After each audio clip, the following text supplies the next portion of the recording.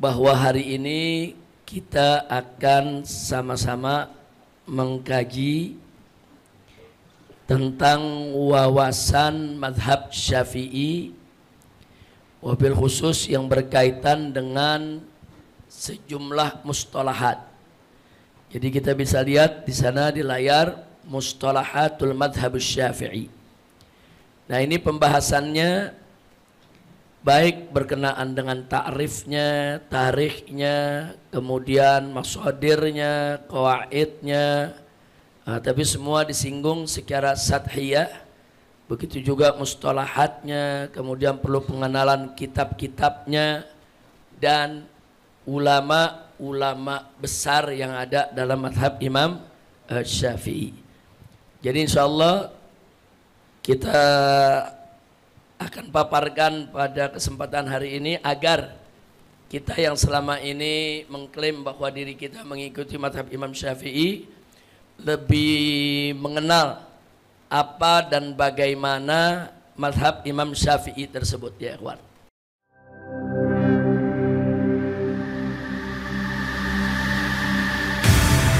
Islamic Brotherhood Television. Assalamualaikum warahmatullahi wabarakatuh.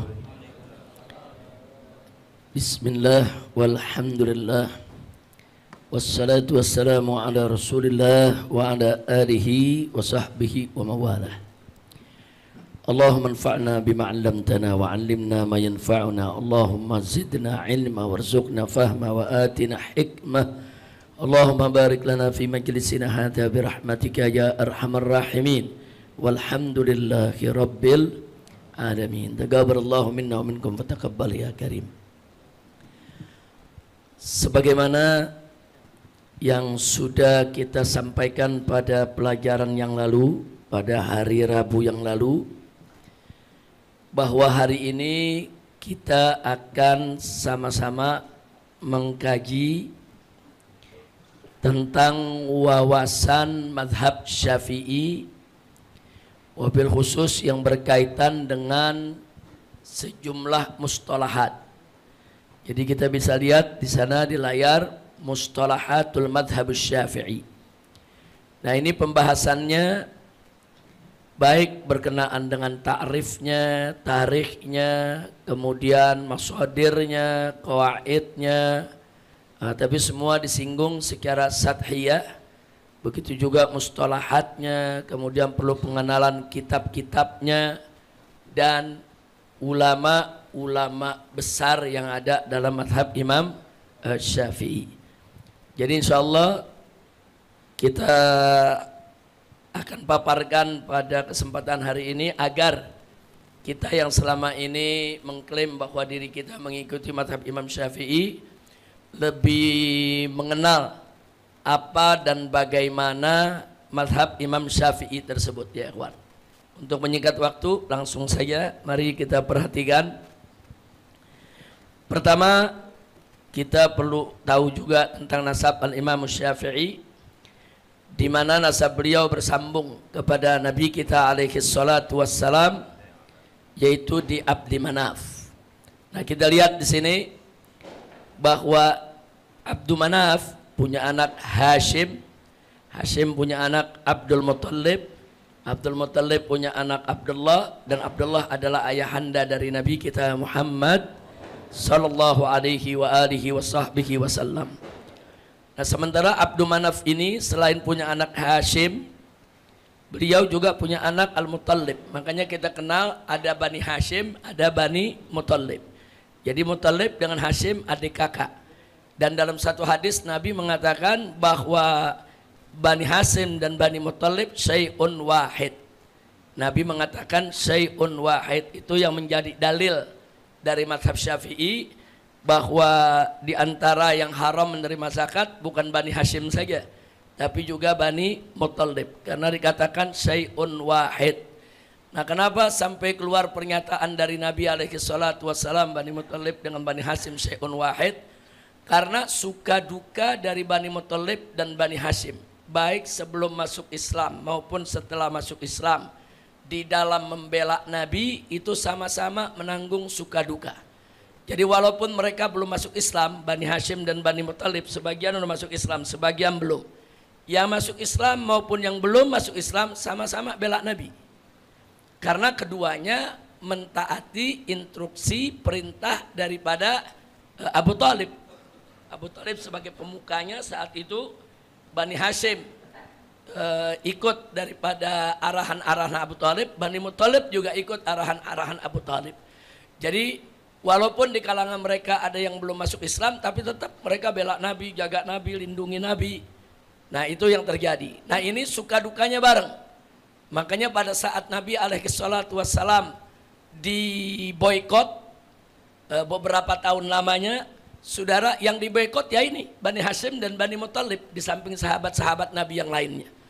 Nah jadi walaupun Bani Muthalib itu ada yang belum masuk Islam, tetap diboikot selama mereka mendukung daripada perjuangan Nabi. Jadi jangan kaget kalau dalam mazhab Syafi'i dikatakan Bani Hashim, Bani Muthalib ini sama-sama enggak boleh terima zakat, sama-sama terima khumus. Ini sengaja saya jelaskan di awal, jangan sampai ada yang suudzon nanti menganggap oh mentang-mentang Imam Syafi'i Bani Muthalib dimasukin, yaitu kemana Ahlul Bait yang enggak boleh terima zakat. Kadang-kadang ada orang suudzon begitu ya ikhwan. Enggak, bukan.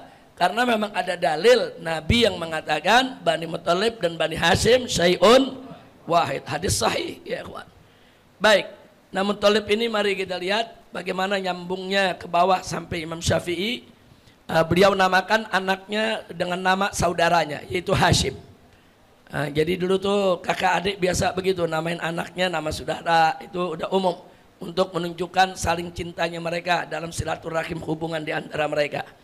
Hashim kemudian punya anak dikasih nama Abdul Yazid, kemudian Abdul Yazid punya anak namanya Ubaid, kemudian selanjutnya punya anak As-Sa'ib, dan berikutnya punya anak Syafi'. Nah ini nisbah yang dipakai untuk mazhab Imam Syafi'i, Syafi' dari nama Syafi' ini ya ikhwan. Nah kemudian setelah itu Syafi' punya anak Utsman, Utsman punya anak Abbas, Abbas punya anak Idris, Idris punya anak Muhammad Asy-Syafi'i. Asy-Syafi'i diambil dari kakeknya yang ketiga. Nah jadi kita lihat betul memang bahwa nasab Nabi Muhammad SAW, saudara, itu letak pertemuan daripada nasab Imam Syafi'i dengan nasab Nabi SAW di Abdu Manaf.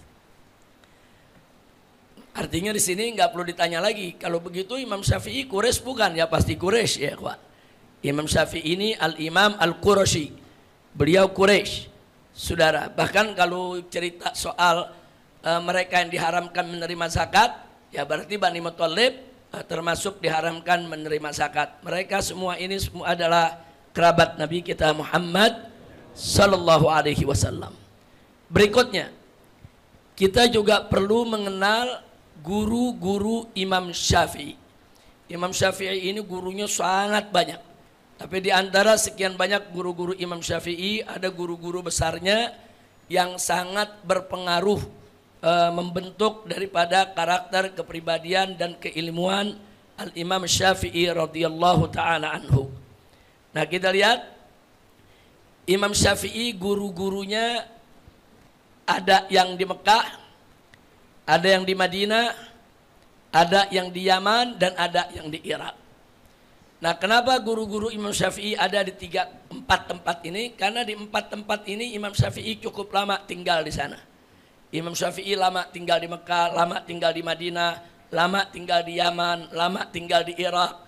Nah karena beliau ada muddah kafiyah li talabil ilm, muddah yang cukup lama untuk menuntut ilmu di tempat-tempat ini, maka guru-guru Imam Syafi'i banyak berasal dari tempat-tempat ini ya kawan. Di antaranya mari kita lihat satu persatu, kita mulai dari Mekah. Dari Mekah guru Al-Imam Asy-Syafi'i yang pertama perlu kita kenal yang wafat tahun 175 Hijriah adalah Daud bin Abdurrahman Al-Attar. Daud bin Abdurrahman Al-Attar, saudara, ini wafat tahun 175 Hijriah. Artinya termasuk salaf. Tentu kalau Imam Syafi'i salaf, guru-gurunya juga salaf.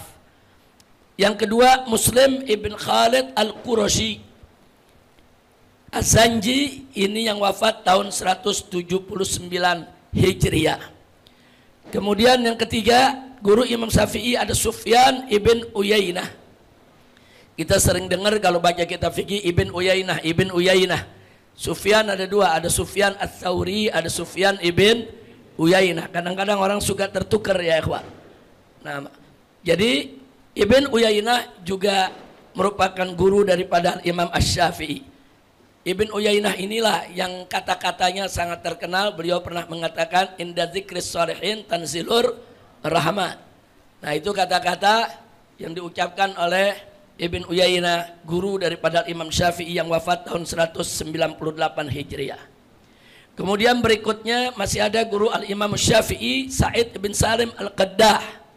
Ini wafat tahun 200 Hijriah. Kemudian berikutnya lagi ada Abdul Majid bin Abdul Aziz Ibn Abi Ruwad Al-Murji'i. Sengaja saya tulis Al-Murji'i untuk mengingatkan beliau dikenal seorang Murji'ah. Nah, kan ada Mu'tazilah, ada Murji'ah, saudara, ada Qadariyah, Jabariyah. Jadi jangan kaget. Ternyata salah satu guru daripada Imam Syafi'i adalah terkenal dengan punya pemikiran Murji'ah. Nah, saya tidak ingin bahas soal pemikiran Murji'ah pada kesempatan hari ini, asal kita tahu karenanya Imam Syafi'i ini ilmu tentang mazhabnya begitu luas ya kawan. Karena gurunya ada dari berbagai macam golongan. Nanti akan kita lihat lagi selanjutnya. Nah, inilah 5 orang guru yang terkenal yang daripadanya Imam Syafi'i menimba ilmu. Ada Imam Syafi'i menimba ilmu fikihnya, ada Imam Syafi'i menimba ilmu tafsirnya, ada Imam Syafi'i menimba ilmu lughahnya ya ikhwan. Karena Imam Syafi'i terkenal sebagai imam bukan hanya dalam fikih. Beliau imam dalam fikih, imam dalam usul, dan beliau juga imam dalam lughah. Nah, jadi kalau soal lughah, saudara, Imam Syafi'i ini juga terkenal sangat mahir. Karena di antara guru-guru beliau memang ada ahli lughah. Baik, berikutnya yang di Madinah. Ketika Imam Syafi'i tinggal di Madinah, mari kita lihat gurunya diantaranya adalah Ibrahim ibn Sa'ad Az-Zuhri Al-Aufi. Nah, ini salah satu keturunan daripada Abdurrahman ibn Auf, saudara. Dan keturunannya di sini, saudara, termasuk salah satu guru Imam Syafi'i dan wafat tahun 183 Hijriyah. Baik, berikutnya kita lihat guru Imam Syafi'i di Madinah, Ibrahim bin Abi Yahya Al-Aslami. Al-Aslami Al-Mu'tazili. Nah, jadi artinya guru Imam Syafi'i juga ada yang mazhabnya akidahnya Mu'tazilah, ya kawan. Nah, teman jangan langsung berpikir nanti Imam Syafi'i mengambil akidah Mu'tazilah, tidak. Tadi sudah saya katakan, ada satu guru Mu'tazilah tapi dia ahli di bidang lughah. Bisa jadi Imam Syafi'i ambil lughahnya. Nah, atau ahli di bidang lainnya, Imam Syafi'i ambil di bidangnya, saudara. Nah, jadi guru-guru Imam Syafi'i ini bervariasi. Kemudian kita lihat lagi yang berikutnya, yaitu Abdullah ibn Nafi' As-Sa'ih, saudara. Ini yang wafat tahun 186 Hijriah. Ini juga merupakan guru Imam Syafi'i radhiyallahu taala anhu, Abdullah ibn Nafi' As-Sa'ih. Yang berikutnya, guru Imam Syafi'i di Madinah adalah Abdul Aziz bin Muhammad Ad-Darawardi. Kalau kita dengar Imam Darawardi itu adalah guru daripada Imam Asy-Syafi'i. Kemudian yang berikutnya yang tidak asing lagi bagi kita, Imam Malik bin Anas.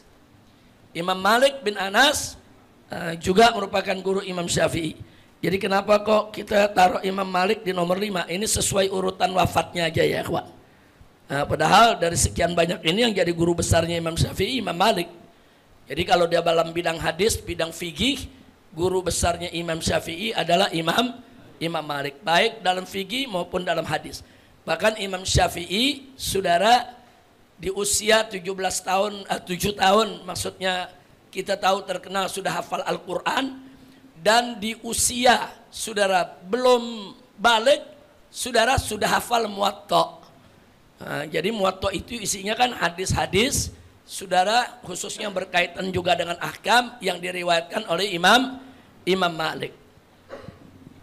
Sampai sebagaimana kita lihat dalam satu manaqib dari Imam Syafi'i. Imam Syafi'i pernah belajar Muwatta dengan Imam Malik. Duduk di dalam masjidnya. Murid Imam Malik udah dewasa semua. Cuman Imam Syafi'i aja yang anak-anak duduk paling belakang ya kawan. Duduk paling belakang, dia dengerin Imam Syafi'i ngajar. Yang depan ini ulama-ulama besar, murid-murid Imam Malik. Terus Imam Malik memperhatikan Imam Syafi'i yang di belakang, dia nggak bawa alat tulis. Dulu kan ada juga alat tulisnya ya kawan, dan nggak ada lembaran juga yang buat ditulis. Tapi dilihat dari depan, Imam Syafi'i cuma buka tangan kirinya, pakai tangan kanan, air ludahnya ditulis di jari, ditulis di tangan. Nah, selesai pengajian, dipanggil Imam Syafi'i oleh Imam Malik. Begitu dipanggil, kau tadi apa yang kau kerjakan di belakang? Kata Imam Syafi'i nulis. Mana yang ditulis? Tunjukin tangannya, nggak ada tulisan ya kawan. Air ludah ditaruh di ini yang ditulis, gurunya ngajar ditulis. Jadi kata gurunya, mana yang kau tulis? Kemudian begitu dilihat, nggak ada di tangannya. Jadi apa yang kau pelajari? Aku hafal apa yang kau katakan tadi, aku catat semua. Disuruh bacakan Imam Malik, dibaca Imam Syafi'i. Semua kalimat yang dibaca oleh Imam Malik dari awal pengajian sampai akhir pengajian diulangin Imam Syafi'i ya. Nah, jadi Imam Syafi'i ini memang terkenal qawi fil hifdz. Jadi betul-betul luar biasa kuat di dalam hafalan ya, kawan. Nah, baik, yang berikutnya lagi yaitu Muhammad bin Ismail, saudara, yang wafat tahun 199 Hijriyah. Jadi Muhammad bin Ismail bin Abi Fudayk ini guru Imam Syafi'i di Madinah. Nah, inilah ada 6 nama besar. Tapi sekali lagi, guru Imam Syafi'i enggak segini ya kawan, lebih banyak dari ini. Ini yang kita sebutkan yang nama-namanya memang terkenal di dalam kitab-kitab tarikh, dalam kitab-kitab rijal dan seterusnya. Selanjutnya Yaman. Guru-guru Imam Syafi'i di Yaman, saudara, atau yang berasal dari Yaman diantaranya Mutrif bin Mazin As-Sun'ani. Ini wafat tahun 191 Hijriyah. Kemudian yang berikutnya lagi Hisam bin Yusuf Qadhi Son'a. Nah, jadi ada Qadhi di Son'a, ahli fikih, ahli hukum. Itu termasuk yang Imam Syafi'i pernah menimba ilmu kepadanya. Kemudian yang berikutnya lagi Yahya bin Hassan yang wafat tahun 208. Siapa beliau ini? Sahabat Imam Laits. Nah, kita tahu Imam Laits itu punya madhab sendiri, madhab Laitsi, saudara. Nah, Imam Laits ini punya sahabat, sahabatnya adalah guru daripada Imam Syafi'i. Nah, kita bisa lihat Imam Syafi'i bersinggungan dengan guru dari Murji'ah, bersinggungan dengan guru dari Mu'tazilah, bersinggungan juga dengan guru daripada pengikut Imam Laits. Kemudian yang berikutnya, saudara, yaitu Amr ibn Abi Salamah, sahib Al-Auza'i. Nah, Auza'i juga punya madhab sendiri, madhab Auza'i. Jadi makanya kalau kita bicara ada berapa sih madhab fikihnya Ahlus Sunnah? Banyak ya kawan, bukan hanya 4. Hanya saja madhab-madhab yang lain inqarat, sudah punah, termakan oleh zaman. Tapi pendapat-pendapat mereka yang ada di madhab mereka masuk ke berbagai macam kitab-kitab fikih dalam kitab-kitab Ahlus Sunnah yang lain, saudara. Kayak Imam Auza'i, madhabnya udah nggak ada. Tapi pendapat Auza'i kalau kita baca kitab-kitab fikih dari berbagai madhab, namanya disebut, pendapatnya disebut ya kawan. Nah, kadang-kadang pendapat imam-imam semacam ini di suatu zaman justru dipakai oleh ulama. Mungkin di zamannya dipandang lemah, tapi di zaman lain tahu-tahu pendapat itu dilihat dari situasi kondisi yang ada, yang dibutuhkan oleh zaman tersebut. Kadang-kadang suatu pendapat yang dulunya ditolak justru menjadi kuat di zaman tertentu ya kawan. Nah, baik. Berikutnya lagi kita lihat di sini. Jadi Imam Syafi'i juga punya guru. Selain dari pengikut mazhab Imam Laitsi, juga ada dari Imam Auza'i. Nah, sekarang di Irak, pada saat Imam Syafi'i lama tinggal di Irak, dakwah, mengajar di Irak, saudara, sebelum itu jauh Imam Syafi'i sudah belajar ke Irak dan bertemu guru-guru yang juga sangat terkenal dan berkualitas di Irak. Di antaranya yang paling terkenal adalah Muhammad ibn Hasan Asy-Syaibani. Ini sahabat karib Imam Abu Hanifah. Bahkan di dalam mazhab Abu Hanifah, fatwa-fatwa Muhammad ibn Hasan Asy-Syaibani ini banyak dipakai. Banyak yang muktamad dalam mazhab Hanifah sampai hari ini ya ikhwan. Nah, ini termasuk guru Imam Syafi'i. Kemudian berikutnya Ismail bin Ulayya al-Basri. Ini dari Basrah, saudara. Ini wafat tahun 193 Hijriah.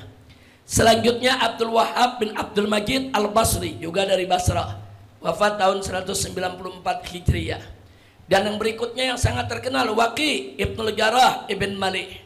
Nah, ini Imam Waqi yang Imam Syafi'i sempat ngeluh, wahai tuan guru, aku kadang-kadang suka terjadi. Imam Syafi'i terkenal hafalannya kuat, tapi sungguh pun begitu, Imam Syafi'i ngeluh sama gurunya, kadang-kadang kalau lagi kenapa hafalan suka hilang. Nah, beliau minta nasihat dari gurunya. Nah, ini yang gurunya berikan nasihat yang sangat terkenal, di mana Imam Syafi'i dinasihati, al ilmu nurun fala tudfi'hu bil maksiyah.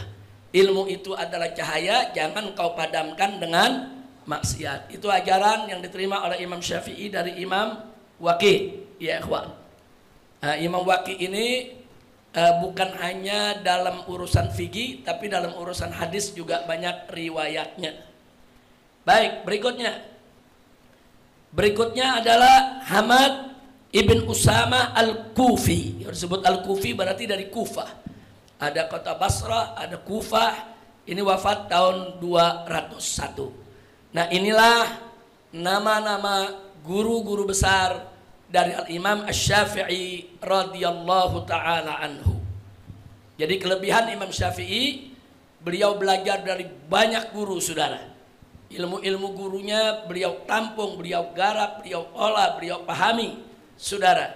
Sehingga mampu membentuk beliau menjadi seorang ulama yang sangat mumpuni, bahkan menjadi mujtahid mutlak. Alhamdulillahirabbil alamin. Berikutnya kita berkenalan dengan murid-murid Imam Syafi'i. Barusan guru, sekarang murid. Murid Imam Syafi'i juga tersebar di banyak negeri, di banyak kota. Tapi yang kita mau sampaikan di sini adalah yang terkenal, yang banyak meriwayatkan dari Imam Syafi'i, saudara. Ada yang di Mekah, ada juga yang di Irak, di Baghdad khususnya, dan ada yang di Mesir. Nah, karena di akhir-akhir kehidupan Imam Syafi'i beliau ke Mesir ya kawan. Dan di Mesir Imam Syafi'i lebih banyak mengajar, saudara. Baik, kita mulai yang dari Mekah. Murid-murid Imam Syafi'i di Mekah antara lain yaitu Abu Bakar Abdullah ibnu Zubair al-Asadi, saudara, al-Humaidi, atau kadang-kadang juga dibaca al-Hamidi. Beliau punya musnad ini. Nah, jadi ini adalah murid daripada Imam Syafi'i radhiyallahu ta'ala anhu yang beliau wafat tahun 219. Kemudian berikutnya ada Abu Ishaq Ibrahim bin Muhammad al-Abbasi. Ini juga murid Imam Syafi'i yang wafat tahun 237 Hijriah. Berikutnya lagi ada Abul Walid Musa bin Abil Jarud. Nah, ini tahun wafatnya tidak tercatat, tapi ulama sepakat beliau wafat di abad ketiga. Abad ketiga berarti tahun 200-an. Ya kurang lebih sama dengan kawan-kawannya yang di atas. Kemudian yang berikutnya, sekarang kita pindah ke Baghdad. Ini di Mekah yang terkenal itu tadi. Sudah kita sebutkan 3. Yang di Baghdad, mari kita lihat. Yang pertama, Abu Thur Ibrahim bin Khalid al-Kalbi. Wafat tahun 240 Hijriah. Berikutnya adalah Al-Imam Ahmad ibn Hanbal. Yang wafat tahun 241. Yang sekarang kita tahu lahu madhabun mustaqil. Beliau punya mazhab sendiri. Tapi saudara, oleh sebab ini jangan kaget kalau pendapat-pendapat Imam Syafi'i yang qadim banyak sama dengan mazhab Hambali. Tapi kalau dengan mazhab jadid memang kita banyak perbedaan. Tapi kalau kembali ke mazhab qadim banyak yang sama dengan mazhab Hambali. No, kenapa kok bisa sama? Karena Imam Ahmad belajarnya kepada Imam Syafi'i saat di Baghdad, saat di Irak. Jadi yang diserap oleh Imam Ahmad ilmu Imam Syafi'i dalam periode yang qadim, bukan periode yang jadid. Sehingga banyak pendapat Imam Syafi'i yang qadim diadopsi, diambil, diikuti, disebarluaskan oleh Imam Ahmad bin Hambal. Nah, jadi jangan kaget kalau mazhab Hambali dengan Syafi'i dalam bukan sedikit banyak perkara punya persamaan, khususnya dalam qaul qadim, saudara. Kemudian berikutnya lagi Abu Ali Al-Husain ibn Ali Al-Karabisi. Nah, ini Al-Imam Al-Karabisi, saudara, ini termasuk ulama besar dalam mazhab Syafi'i yang menjaga qaul qadim. Nah, beliau nggak bikin mazhab sendiri. Beliau sahabat dengan Imam Ahmad ibn Hambal, tapi begitu terjadi fitnah Mu'tazilah yang mengatakan bahwa Al-Quran itu makhluk, saudara, terjadi perdebatan sengit antara Imam Karabisi dengan Imam Ahmad. Jadi Mu'tazilah bilang Al-Quran itu makhluk. Nah, kemudian Ahlus Sunnah mengatakan Al-Quran itu kalam Allah. Kalam Allah itu bukan makhluk. Jadi menurut Imam Karabisi, kalau sudah dikatakan Al-Quran itu kalam Allah, saudara, cukup sah akidah dia. Tapi menurut Imam Ahmad belum. Dia mesti mengatakan kalam Allah ghairu makhluk. Harus ditambahin lagi ghairu makhluknya, saudara. Jadi kalau nggak ditambahin ghairu makhluk, Imam Ahmad mengatakan sesat, menyesatkan. Nah, jadi sekali lagi, nah di sini terjadi perdebatan sengit. Akhirnya masuk lagi perdebatan. Imam Ahmad mengatakan bahwa Al-Quran itu kalam Allah ghair makhlukin. Imam Karabisi mengatakan Al-Quran itu kalam Allah ghair makhluk. Tapi saudara, qiraatul qari lil Quran makhluk. Jadi orang baca Quran, waktu dia baca, bacaan dia saat dia baca keluar suara dari mulutnya itu makhluk. Begitu juga saudara kitabatul masahif, saudara. Huruf-huruf Al-Quran yang ditulis di kertas, mushaf-mushaf yang terbuat dari kertas, itu makhluk. Dan ini ditolak oleh Imam Ahmad. Imam Ahmad bilang ini kalimat bid'ah, nggak usah pakai ditambahin qiraahnya ini, enggak, pokoknya yang namanya Al-Quranul Karim kalam Allah ghair makhluk, selesai. Nah, jadi Imam Ahmad nggak mau masuk ke dalam pembahasan soal bagaimana qiraah yang baca, bagaimana orang yang nulis kitabahnya. Nah, bagaimana itu kitabah-kitabah yang ada di masahif. Nah, Imam Ahmad nggak masuk ke sana. Bahkan gara-gara Imam Karabisi punya pendapat tersebut disesatkan oleh Imam Ahmad. Nah, jadi terjadi perdebatan sengit. Tapi ala kulli hal, akhirnya jumhur Ahlus Sunnah wal Jamaah dalam persoalan itu ikut Imam Karabisi, ya. Nah, jadi tidak ikut Imam Ahmad sampai hari ini. Sampai hari ini yang ikut pendapat Imam Ahmad seperti tadi ya kalangan Salafi.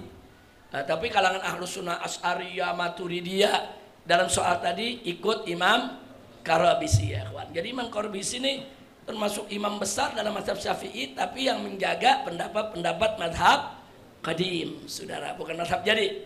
Imam Karabisi nggak tahu tuh soal jadid, ya kawan. Tahunya pokoknya yang beliau dapatkan selama Imam Syafi'i di Baghdad, itu yang beliau amalkan dan itu yang beliau sebarluaskan. Jadi kalau kita mau tahu pendapat-pendapat qadim dari Imam Syafi'i, ya pelajari pendapat-pendapat Imam Karabisi, ya kawan. Kemudian dulu di risalah saya Manahijut Tamyiz, di pembukaan ada cerita perdebatan antara Imam Ahmad dan Imam Karabisi, sampai-sampai Imam Ahmad mengatakan ini pendapat kufrun. Ada, bisa dibuka lagi dalam Manahijut Tamyiz di bagian pembukaan di awal. Saudara, bagaimana pertikaian yang terjadi antara Imam Ahmad dan Imam Karabisi radhiyallahu taala anhuma. Dua-duanya imam salaf, dua-duanya imam cerdas dan imam yang saleh, ya ikhwan. Alhamdulillah. Baik, berikutnya ada Abu Ali Al-Hasan bin Muhammad Az-Za'farani. Nah, ini juga murid daripada Imam Syafi'i yang wafat tahun 260 Hijriah. Selanjutnya kita masuk ke Mesir, ya ikhwan. Kita tahu bahwa setelah Imam Syafi'i hijrah ke Mesir, di sana beliau mengajar, di sana banyak ulama-ulama Mesir yang berkumpul, ikut majelisnya Imam Syafi'i, banyak tamu yang datang, banyak mereka yang ingin menuntut ilmu, banyak terjadi tanya jawab, diskusi, banyak persoalan. Nah di sana Imam Syafi'i menyempatkan diri untuk mengevaluasi. Nah memang mestinya ulama begitu ya kawan, selalu mengevaluasi pendapatnya. Apa pendapatnya masih dipertahankan, atau dia sudah mendapatkan dalil yang baru yang mungkin selama ini dia nggak baca, yang mungkin itu dalil selama ini nggak pernah didengar saudara. Nah jadi begitu mendapatkan dalil, oh ini saya nggak pernah dengar ini dalil, coba lihat dari pendapat yang lama bertentangan tidak dengan dalil yang baru didapatkan tadi saudara. Nah kalau memang ternyata bertentangan, jangan malu-malu untuk memperbaiki pendapat tersebut. Nah itulah sikap satrianya Imam Syafi'i radhiyallahu taala anhu, tanpa takut disebut wah ini Imam Syafi'i pelin-pelan ini, oh di Godim mengatakan begini, di Jadid mengatakan begini, oh ini pendapat jadi kontradiktif. Bukan, ini persoalan kebenaran. Orang kalau mencari kebenaran, merasa ada pendapat dia dulu lemah, ada yang lebih kuat, dia nggak boleh malu-malu, ambil, lepaskan yang lemah, ambil yang lebih kuat. Nah itu merupakan ciri seorang ulama yang memang istiqamah di jalan Allah, mestinya seperti itu. Jadi nggak usah malu-malu ya kawan, nggak usah. Bahkan Al-Imam Izzuddin Ibnu Abdissalam, kalau beliau mengeluarkan satu pendapat atau fatwa di suatu ketika, tiba-tiba berapa tahun kemudian beliau merasa fatwanya salah, atau pelajaran yang diberikan dulu salah itu, ternyata begini dalil yang lebih kuat. Tahu apa yang terjadi? Beliau kumpulkan orang di masjid, di pasar, di jalan, dikumpulin semua, beliau umumkan, saudara-saudara, dulu tuh sekian tahun yang lalu saya pernah berpendapat ini, itu salah, nih yang benar ini dalilnya, bla bla bla. Jadi beliau punya tanggung jawab moral saudara, karena dulu waktu beliau fatwakan banyak orang dengar kan, itu pendapat menyebar kemana-mana. Nah sementara beliau sudah punya perubahan, beliau sampaikan, soal nanti orang mau ikut pendapat yang lama atau baru itu urusan lain, tapi soal tanggung jawab moral, ada perubahan pemikiran, perubahan pendapat berdasarkan dalil-dalil yang bisa dipertanggungjawabkan, itu merupakan kewajiban seorang ulama ya kawan. Jadi antum semua termasuk saya jangan pernah malu, kalau kita salah kita akui salah. Kalau memang ada ternyata yang benar begini, ya umumkan aja, maaf ya dulu saya salah, yang betul yang ini. Ya tapi kalau ternyata dia yang ngedenger bilang enggak, yang dulu yang benar bukan yang ini yang salah, tapi dengan dalil juga, dengan pertanggungjawaban, dengan keilmuan, saudara, bisa saja itu terjadi di antara kita semua. Baik, sekarang kita masuk ke Mesir. Di Mesir Imam Syafi'i juga punya murid tidak sedikit, banyak. Tapi di antara sekian banyak yang sangat berperan di dalam menjaga, melestarikan, mengembangkan, menyebarluaskan pendapat-pendapat Imam Syafi'i, antara lain, saudara, satu, Abu Ya'qub Yusuf bin Yahya Al-Buwaiti Al-Qurashi yang wafat tahun 232. Nah beliau ini murid Imam Syafi'i yang rajin. Kalau Imam Syafi'i ngajar ditulis, Imam Syafi'i ngajar dicatat ya kawan, dibuat ringkasan-ringkasan. Nah itulah yang disebut Mukhtasar Al-Buwaiti. Tapi Mukhtasar Al-Buwaiti walaupun Imam Buwaiti yang tulis, dianggap sebagai karangan Imam Syafi'i. Nah, karena Imam Buwaiti nggak nambahin, nggak ngurangin. Apa yang gurunya ngomong ya itu yang dicatat, apa yang gurunya ngomong itu yang dicatat, disalin. Nah, jadi seolah-olah Imam Syafi'i ngajar ini lagi mengimlakan, mendiktekan saudara. Maka itu Imam Buwaiti nggak pernah merasa ini karangannya, isinya adalah semua pemikiran Imam Syafi'i. Cuman karena Imam Buwaiti yang tulis, dikenallah dengan nama Mukhtasar Al-Buwaiti. Nah kemudian yang berikutnya saudara, nah, yaitu ada Harmalah bin Yahya. Saudara, ini juga salah satu murid Imam Syafi'i di Mesir yang banyak menyebarluaskan gol jadidnya Imam Syafi'i. Berikutnya lagi Ar-Rabi' ibn Sulaiman. Nah, ini Ar-Rabi' ini yang banyak yang nulis ya ikhwan. Al-Um itu karangan Imam Syafi'i, tapi bukan Imam Syafi'i yang tulis. Yang tulis muridnya, gurunya ngajar ditulis, semua ditulis, mau berjilid-jilid ditulis ya ikhwan. Nah, jadi dengan demikian akhirnya Al-Um pun dinisbahkan karangan Imam Syafi'i. Seolah-olah Imam Syafi'i itu lagi mengimlakan, mendiktekan, juga sama juga ngarang kitab, muridnya yang menyalin. Nah ini yang terjadi supaya kita tahu. Dan riwayat Rabi' ibn Sulaiman ini tamat ya kawan untuk Al-Um. Berikutnya saudara, yaitu Abu Ibrahim Ismail bin Yahya. Ini yang terkenal dengan julukan saudara Al-Muzanni. Nah, tadi juga baca Al-Muzni, Al-Muzanni saudara. Nah, Al-Muzanni ini saudara sangat terkenal. Sama dengan tadi Imam Buaiti. Beliau kalau belajar catat semua ucapan Imam Syafi'i, keterangannya, tanya jawabnya semua dicatat. Akhirnya jadilah kitab yang kita kenal Mukhtasar Al-Muzanni saudara. Baik, ternyata bukan Imam Muzanni aja yang belajar kepada Imam Syafi'i saudara. Ternyata saudara perempuannya. Nah, dia punya saudara perempuan, Ukhtul Muzanni saudara, itu juga belajar dengan Imam Syafi'i. Nah, siapa itu daripada saudara Imam Muzanni? Itu ibunya Imam Tohawi. Nah, jadi Imam Tohawi kita punya dengar ada kitab Aqidah Tohawiyah. Imam Tohawinya saudara dia memang ikut mazhab Hanafi, tapi di dalam pemikiran dia ikut Maturidi Asy'ari saudara. Nah, Imam Tohawi itu ibunya saudara adalah saudara dari Imam Muzanni, dan ibunya murid daripada Imam Syafi'i. Nah, bahkan termasuk salah satu perempuan yang dikenal sebagai faqihah. Jadi nyari perempuan yang ahli fikih nggak mudah ya kawan. Nyari perempuan yang ahli ibadah banyak. Nyari perempuan yang waliyah ahli ibadah banyak, tapi cari perempuan ahli fikih ini nggak banyak ya kawan. Salah satunya adalah saudara perempuan daripada Imam Muzanni tadi. Baik, yang berikutnya Ar-Rabi ibn Sulaiman Al-Muradi. Ini Rabi dengan Rabi, ini sama-sama periwayat daripada kitab Al-Um saudara. Nama sama tapi binnya juga sama, hanya kita lihat ada perbedaannya saudara, yaitu di nisbahnya atau di lakopnya.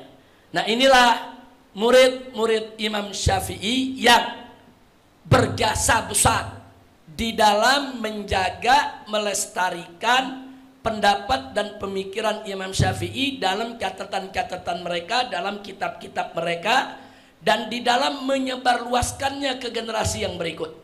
Jadi kalau tidak ada mereka-mereka ini saudara, maka mazhab Syafi'i nggak bakal tersebar luas.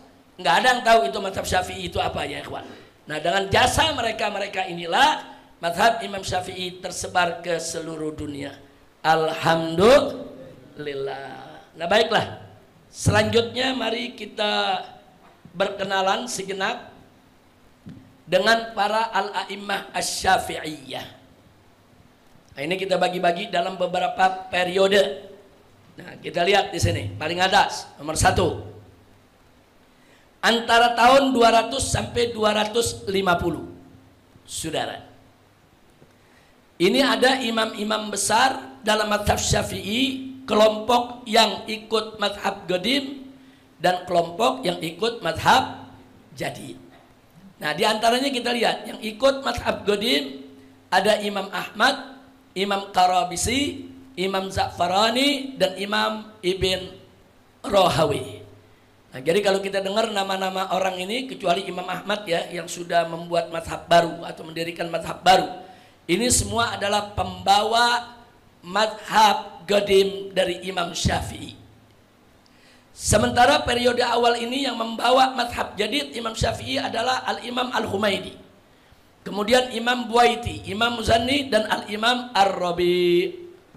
Nah, jadi ini saudara semuanya adalah murid-murid Imam Syafi'i di periode awal antara tahun 200 sampai 250 Hijriah. Setelah itu tahun 250 Hijriah sampai 300 saudara, muncul ulama-ulama Syafi'i, ulama-ulama besar saudara, yang terkenal dalam dua golongan. Yang pertama yang menjadi mujtahid mutlak. Artinya mujtahid mutlak, dia mau bikin mazhab sendiri bisa. Bahkan ada yang terkenal dengan mazhab sendirinya, seperti Ibn Jarir At-Tabari.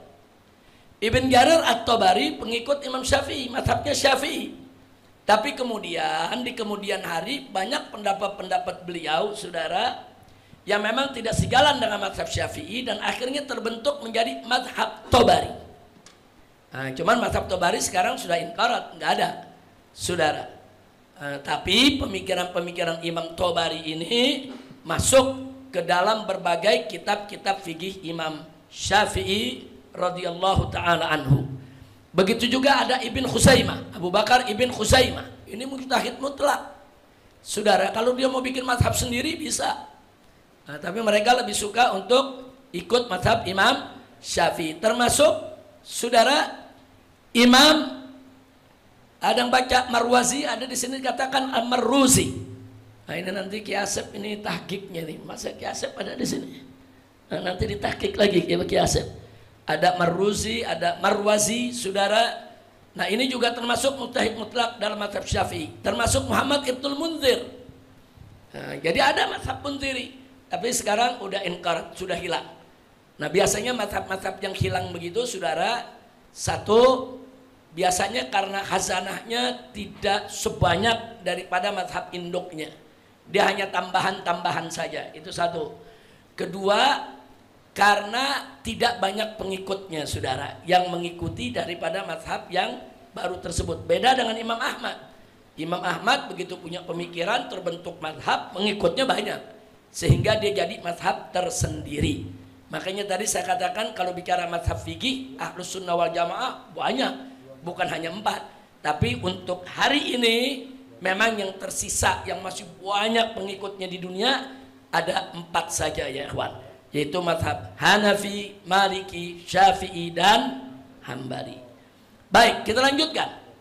Di periode 250 dan sampai 300 Hijriah, ada murid-murid Imam Syafi'i yang terkenal sebagai muhaddits, pengikut-pengikut maksudnya mazhab Syafi'i, terkenal sebagai muhaddits. Di antaranya Al-Imam Al-Bukhari ikut mazhab Syafi'i, begitu juga Abu Zur'ah, kemudian Abu Hatim, Abu Awanah, saudara. Ini ulama besar mazhab Syafi'i, tapi ini kelompok-kelompok ahli hadis. Kalau yang tadi itu mujtahid mutlak, itu kelompok ahli fikih ya ikhwan. Masuk periode 300 sampai 400, saudara. Nah, di periode ini, saudara, ada muncul Al-Imam Al-Asy'ari, Abu Hasan Al-Asy'ari, yang akhirnya mampu beliau itu menghimpun, saudara, pendapat-pendapat pemikiran akidah, saudara, dengan segala macam kaidahnya yang diletakkan oleh para pendahulunya, yang diletakkan oleh Al-Imam Asy-Syafi'i, diletakkan oleh murid-muridnya. Nah, itu dikumpulkan secara sistematis, saudara, dengan pendalilan yang argumentatif. Akhirnya jadilah kita kenal dengan istilah akidah Asy'ariyah. Sebetulnya akidah Asy'ariyah, akidah Syafi'iyah. Cuman gak disebut akidah Syafi'iyah karena yang merintis, yang menyusun, yang membuatnya secara sistematis, yang terjun masuk ke dalam perdebatan sengit akidah ya ikhwan, lawan Mu'tazilah, lawan Jabariyah, Qadariyah adalah Abul Hasan Al-Asy'ari, sehingga beliau yang lebih terkenal, saudara. Maka itu sebetulnya akidah Asy'ariyah, akidah Syafi'iyah. Nah, tapi kenapa disebut akidah Asy'ariyah? Yaitu tadi, karena Imam Syafi'i pada awalnya tidak konsen dalam soal ini. Yang konsennya kan dalam usul, dalam fikih dan lain sebagainya. Nah, akhirnya dinisbahkan akidah tersebut kepada Imam Asy'ari. Dan kalau kita baca sekarang, ternyata ulama-ulama Asy'ariyah sekarang ini lebih banyak berpegang kepada kitab-kitab akidah Imam Ghazali, saudara. Justru yang menjadi pegangan kebanyakan seperti kitab Al-Iqtisad fil I'tiqad, susunan Imam Ghazali, itu yang banyak dipakai, saudara. Itu yang dijadikan sumber oleh imam-imam yang datang sesudahnya. Nah, maka itu kadang-kadang akidah Asy'ariyah disebut juga akidah Ghazaliyah, saudara. Nah, cuman karena Asy'ariyah yang mendahului daripada Imam Ghazali, ya to'an Asy'ariyah yang lebih disebutkan, dan nama itu sudah masyhur di dalam kitab-kitab akidah ya ikhwan. Baik, selanjutnya di situ ada Ibnu Suraik, ada Ibnu Qattan, ada Aqfal Asy-Syazi, ada Al-Hafiz Ad-Daraqutni. Imam Daraqutni ini muhaddis. Kita tahu ada Sunan Daraqutni, tapi jangan lupa Imam Daraqutni juga pembahasannya soal akidah ikut terjun di dalam perdebatan-perdebatan kalamiyah ya ikhwan. Nah, maka itu inilah murid imam-imam bermadzhab Syafi'i yang dari zaman ke zaman menjaga dan melestarikan mazhab Syafi'i, pemikiran Syafi'i baik dalam bidang fikih, hadis maupun akidah secara turun-temurun hingga sampai kepada kita saat ini. Berikutnya yang keempat, antara tahun 400 sampai 500, saudara. Nah, di situ muncul dua thariqah. Dua, maksudnya thariqah di sini metodologi cara pemahaman mazhab Syafi'i. Ada dua metodologi. Ada metodologi Ahlul Iraq, ada metodologi Ahlul Khurasan, saudara. Maka disebutlah yang ini thariqatul Iraq, yang ini thariqatul Khurasan. Nah, siapa tokoh-tokoh daripada thariqatul Iraq? Di antaranya Imam Asfaraini, Imam Mawardi, kemudian Imam Syirazi dan Ibnu Sabbagh. Nah, jadi kita lihat di sini. Nah, ini imam-imam besar, saudara, imam-imam besar dalam mazhab Imam Syafi'i, kayak Imam Mawardi. Siapa yang nggak kenal Imam Mawardi? Ini penulis daripada kitab Ahkam Sultaniyah. Kemudian siapa yang nggak kenal Imam Syirazi? Kitabnya sangat terkenal, Muhadzab, ya ikhwan. Nah, ini saudara terkenal dengan thariqatul Iraq. Nah, sementara yang terkenal dengan thariqatul Khurasan adalah Imam Baihaqi, kemudian Al-Qaffal Al-Marwazi, kemudian Al-Ghadi Husain, begitu juga Imamul Haramain, yaitu Imam Juwaini, saudara. Nah, inilah supaya kita kenal. Jadi kita tahu, oh kalau pendapat-pendapat dari imam ini dia thariqahnya thariqatul Iraq, ini thariqatul Khurasan, saudara. Tapi itu terjadi setelah tahun 400-an. Dan ini berpengaruh dalam perbedaan-perbedaan pendapat para ulama yang ada di dalam mazhab Imam Syafi'i. Kemudian kita lanjutkan, masih saudara di kelompok ini saudara ada kita masuk ke 5 sekarang. Antara tahun 500 sampai 700-an. Nah, di sana lahir ulama-ulama besar, baik dalam bidang fikih, bidang usul, bidang akidah maupun bidang hadis, saudara. Di antaranya Imam Mustadhari, kemudian Ibnul Khal, termasuk Al-Imam Al-Ghazali ada di periode ini, saudara. Sebetulnya Imam Ghazali wafatnya tahun 505. Mestinya beliau itu masuk kelompok yang keempat tadi. Tapi kalau kita lihat dalam berbagai macam penulisan, Imam Ghazali dimasukkan salah satu begawan daripada periode ini, ya kawan. Nah, kemudian ada Imam Ar-Ruyani, kemudian ada Imam Farra Al-Baghawi, kemudian ada Imam Razi, Ibn Asakir, Ibnu Salah, Ibnu Abdissalam. Ibnu Abdissalam itu Izzuddin, Ibnu Abdissalam. Kemudian ada Ibnul Warraq, ada lagi Al-Imam Rafi'i, Al-Imam Nawawi, Ibnul Khalkan, Al-Ghalyubi, Al-Burmaki, saudara. Ini semuanya adalah ulama-ulama besar mazhab Syafi'i yang terus menjaga, melestarikan, menyebarluaskan, membela mazhab Syafi'i antara tahun 500 sampai 700 Hijriyah. Kita masuk yang ke-6. Tahun 700 sampai 800, saudara. Nah, di sini lahir imam-imam kita kenal, ada Imam Subki dan putranya. Ada Imam Subki dan Ibnus Subki. Ada Imam Ibnu Daqiqul Aid. Imam Daqiqul Aid juga mazhabnya Syafi'i, dan ada Al-Hafiz Ad-Dimyati, saudara. Nah, hampir semua tabaqat Syafi'iyah, kalau kita buka kitab tabaqat Syafi'iyah, nah ini kebanyakan dari tahun 700-800 itu mendominasi. Banyak jumlah mereka. Silakan baca kitab tabaqat Asy-Syafi'iyah. Nah, sekarang Al-Mu'asirun belakangan, pokoknya setelah tahun 800-an, tahun 1000 kemarian, ya ikhwan. Nah, mari kita lihat. Nah, saudara, sampai zaman ini yang mu'asirin ada Ramadan Al-Buti, saudara, Syafi'i, Wahbah Zuhaili Syafi'i, Mustafa Al-Khin Syafi'i, begitu juga kebanyakan ulama Hadramut dan ulama Indonesia. Jadi ulama Hadramut dan ulama Indonesia di dunia terkenal sebagai ulama-ulama yang menjaga dan melestarikan serta menyebarluaskan, yaitu pemikiran-pemikiran dalam mazhab Syafi'i, baik pemikiran akidah yang ikut Asy'ari maupun dalam pemikiran fikih, saudara, yang mengikuti mazhab Syafi'i. Inilah ulama-ulama yang kita lihat. Jadi kita nggak kaget kenapa Indonesia ini larinya ke Syafi'i, karena yang bawa Islam ke Indonesia ulama-ulama dari Hadramut. Ulama-ulama Hadramut itu bawa mazhab Syafi'i. Nah, ini sekaligus menafi kalau ada yang katakan penyebaran Islam di Indonesia ini ulama-ulama India, saudara. Itu perlu kita perdebatkan dulu. Kenapa? Karena kalau ulama-ulama India yang datang ke Indonesia, yang akan tersebar luas mazhab Hanafi, bukan Syafi'i. Buktinya banyak ulama-ulama India yang menyebar ke Afghanistan, yang menyebar kemana-mana, semua Hanafi ya ikhwan. Nah itu jadi bukti. Jadi bagaimana mungkin ulama-ulama Hanafi datang ke Indonesia menyebarkan Islam, muridnya jadi Syafi'i semua? Nah itu nggak logik. Nah itu yang pertama. Yang kedua, ada yang bilang ulama yang datang ke Indonesia ini dari Persia. Nah ini kan ada yang mengalihkan soal nasabnya, Wali Songo kata dari Persia dan lain sebagainya. Saudara, ini juga perlu diperhatikan, hati-hati. Kalau Islam di Indonesia itu datang dari Persia sana, saudara, Indonesia nggak jadi Syafi'i mazhabnya, dia jadi Syiah. Karena ulama-ulama Persia kemana-mana bawa mazhab Syiah, Indonesia nggak jadi Syiah, saudara. Nah itu yang kedua. Terus yang ketiga, saudara, kita punya bukti lain, bukti dari tradisi. Ternyata ulama-ulama Yaman datang ke Indonesia bukan hanya menyebarkan Islam, bukan hanya membawa mazhab Syafi'i dan akidah Asy'ariyah, tapi menariknya juga terjadi pertukaran budaya.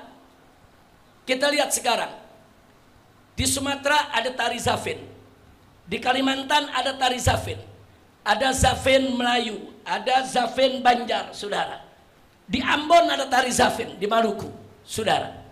Kita perhatikan gerak tarinya sama persis dengan Zafinnya Yaman, nggak beda, saudara. Dan berbeda dengan tari-tari yang memang lokal pribumi punya, saudara. Nah artinya apa? Artinya ulama-ulama Yaman itu dulu waktu ke Indonesia, saudara, mereka juga memperkenalkan budaya-budaya mereka, dan budaya mereka itu diterima. Makanya sekarang kalau kita tanya Aceh, di sana ada tari Zafin, tanya ini tari milik suku mana, mereka bilang ini Aceh punya, karena udah berurat berakar. Anda tanya kepada orang-orang Banjar, ini Zafin di mana? Oh ini Zafin Banjar, saudara. Artinya dia sudah berurat berakar menjadi budaya daripada masyarakat Indonesia di berbagai daerah. Selidiki dari mana sumbernya, saudara. Bukan dari India, bukan dari Persia. Di India nggak ada tari Zafin. Begitu juga di Persia nggak ada tari Zafin ya ikhwah. Tari Zafin itu datangnya dari Hadramut. Hatta di Saudi nggak ada tari Zafin ya ikhwah. Nggak ada, mereka nggak kenal. Mereka tahunya tari pedang, saudara. Nggak ada. Kemudian tari di Palestina, tari-tari kemerdekaan, saudara. Nggak pergi Zafin, beda. Nah jadi Zafin ini memang merupakan tari khas orang-orang Yaman, wabil khusus yang ada di Hadramut. Kalau di Yaman, mau di Hadramut, mau di luar Hadramut, mereka paham itu tari Zafin. Dari anak kecil sampai kakek-kakek juga semua lancar Zafinnya, saudara. Nah saya hanya ingin membuktikan, saudara, dengan bukti-bukti tadi itu menunjukkan, saudara, kenapa Indonesia mazhabnya mayoritas Syafi'i, karena menyebarkan Islam dari Hadramut yang bermazhab Syafi'i. Kenapa di Indonesia, saudara, sebagaimana kita katakan tadi kok nggak ikut Syiah atau Hanafi ya. Kalau datangnya dari India dia bisa jadi Hanafi, kalau datangnya dari Persia, dari Iran dia bisa jadi Syiah. Ternyata itu nggak terjadi. Kemudian yang berikutnya lagi kita lihat dari sisi budaya. Nah, yang terakhir dari sisi kefasihan lidah, saudara. Bangsa Indonesia ini terkenal, bahkan hampir setiap musabaqah tilawatil Quran kelas dunia, saudara, baik perempuan atau laki-laki, Indonesia selalu juara pertama. Nggak mungkin juara pertama kalau nggak fasih. Nggak mungkin, saudara. Nah kita cari ini kefasihan dari mana ini muncul, saudara. Padahal kalau kita lihat di Pakistan, di India sampai hari ini mereka banyak makanya subhanallah, la ilaha illallah. Nggak, di Indonesia nggak ada, saudara. Mau Sunda, mau Jawa, mau Ambon, mau Batak, mau Betawi, mau Banjar, sampai di Irian, mereka bacanya Allahu Akbar, subhanallah, la ilaha illallah. Kenapa lidah mereka begitu fasih? Dari ayahnya. Kenapa ayahnya begitu fasih? Dari gurunya. Kenapa gurunya begitu fasih? Dari gurunya lagi, saudara. Dan orang-orang Hadramut dikenal lidahnya fasih dalam menggunakan bahasa Arab, saudara. Nah ini jadi sekali lagi ini semua menjadi bukti. Jadi jangan seenaknya kita membelokkan sejarah. Oh ini Indonesia, udah gitu ada lagi yang bilang Islam Indonesia yang nyebarin dari Cina. Mungkin ngawur lagi, saudara. Mungkin ngawur lagi, saudara. Astagfirullahaladzim. Ini udah gitu ngakunya tesis ilmiah lah, penyelidikan ilmiah lah. Udah ngawur, nih dunia udah pada edan semua, saudara. Kira-kira jelas ya kenapa Indonesia bermadzhab Syafi'i terkenal di dunia. Di seluruh dunia, hatta di Saudi tahu orang Indonesia semua madzhab Syafi'i. Mereka paham itu. Bahkan sampai di Al-Azhar, saudara, kalau ada orang Indonesia ngedaftar, itu nggak pakai dites, nggak pakai diuji lagi. Udah tahu, ente Syafi'i, langsung dimasukin Syu'bah Syafi'iyah, saudara. Nah ya ada Habib Alwi, saudara. Saya punya anak, Aida, begitu masuk, tahu-tahu keluar namanya Syu'bah Syafi'iyah. Saya tanya, emang kamu pilih Syafi'iyah? Enggak Pak, emang udah ditulis begitu, dia tahu orang Indonesia. Nah, begitu juga kalau datang dari negeri-negeri yang lain. Oh, ini bukannya kan Hanafi, dimasukkan Syu'bah Hanafiyah, saudara. Nah, jadi memang Indonesia sudah terkenal sebagai negeri Syafi'i. Alhamdulillahirabbil alamin. Baik. Sekarang kita masuk ke beberapa terminologi untuk mengenal gelar-gelar ulama-ulama besar khususnya dalam bidang fikih di mazhab Syafi'i, saudara. Yang pertama, kalau kita membaca kitab-kitab fikih Syafi'i setelah zaman Imam Juwaini, saudara, maka pada umumnya kalau disebut imam, yang dimaksud adalah Imamul Haramain. Contoh, Anda baca Kifayatul Akhyar, saudara, umpamanya. Kalau di sana disebut Qalal Imam, dia nggak sebut imam apa. Qalal Imam kada wa kada, Zahabal Imam ila kada wa kada. Yang dimaksud imam adalah Imam Juwaini, saudara. Jadi julukan al-imam itu dalam mazhab Syafi'i pada umumnya digunakan untuk Imam Juwaini, bukan untuk Imam Syafi'i. Kalau Imam Syafi'i biasa disebut Syafi'i, saudara. Tapi kalau disebut imam saja, itu biasanya yang dimaksud adalah Imamul Haramain. Pada umumnya seperti itu ya, ikhwan. Kemudian kalau disebut qadi, nah kadang-kadang disebut qadi. Jadi qalal qadi, zahabal qadi, hakada ra'yul qadi. Nah, siapa ini qadi yang dimaksud? Qadi yang dimaksud adalah Al-Qadi Husain Al-Marwazi yang wafat tahun 462 Hijriah. Nah, istilah begini kita mesti tahu. Nanti kalau kita belajar fikih kita nggak tahu disebut imam siapa sih imamnya, disebut qadi siapa sih yang dimaksud. Nah, bagi orang yang nggak terbiasa atau tidak mempelajari hal ini, saudara, dia sulit untuk tahu. Tapi kalau dia pelajari seperti yang tadi Habib Hanif katakan, bahkan di Ahqaf ada mata kuliahnya. Nah, untuk dirasa Syafi'iyah luar biasa sampai 2 semester. 2 semester waktu yang panjang ya, Pak. Untuk apa? Untuk betul-betul teliti mengenal siapa aja sih ulama Syafi'iyah, apa aja sih istilah yang dipakai, dan seterusnya. Azannya, ya coba azan dulu. Ihtiram al-waqt, azan dulu, habis itu kita lanjutkan sebentar. Kita lanjutkan ya kawan, alhamdulillah. Jadi tadi sudah kita jelaskan kalau ada disebut imam dalam banyak kitab-kitab fikih Syafi'i ya, bukan fikih mazhab lain. Nanti kalau di mazhab Abu Hanifah kalau disebut imam lain lagi. Di mazhab Hambali kalau disebut imam lain lagi. Mereka juga punya ulama-ulama yang diberikan gelar-gelar itu ya, Pak. Ini saya bicara hanya dalam kitab-kitab fikih Syafi'i. Nah, dan kitab fikih, bukan kitab hadis. Oh, di kitab hadis kalau disebut syekh lain lagi. Disebut imam lain lagi. Nah, ini dalam fikih ini. Baik. Yang ketiga, kalau disebut al-qadiyan, 2 qadi bersamaan disebut al-qadiyan. Hada umpamanya madzhaba ilaihi al-qadiyan. Ini pendapat yang dipilih umpamanya oleh 2 qadi. Nah, kalau disebut al-qadiyan tanpa menyebut nama, yang dimaksud adalah Imam Mawardi dan Imam Ruyani. Nah, jadi ini pendapat Imam Mawardi dengan Ruyani ini. Jadi berserakan di kitab-kitab fikih kalau disebut al-qadi saja maksudnya Qadi Husain. Kalau disebut al-qadiyan maksudnya Imam Mawardi dan Ruyani ya ikhwan. Berikutnya yang keempat.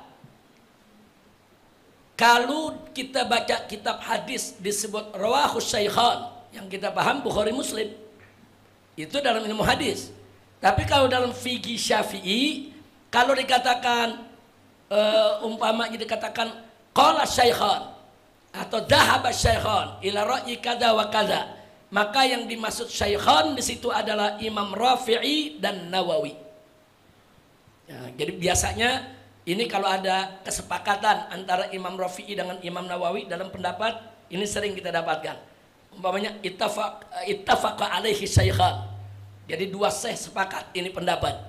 Yang dimaksud syaikhan di sini Imam Rafi'i dan Imam Nawawi. Nah, karena memang Imam Rafi'i dan Imam Nawawi juga banyak perbedaan pendapat di antara keduanya.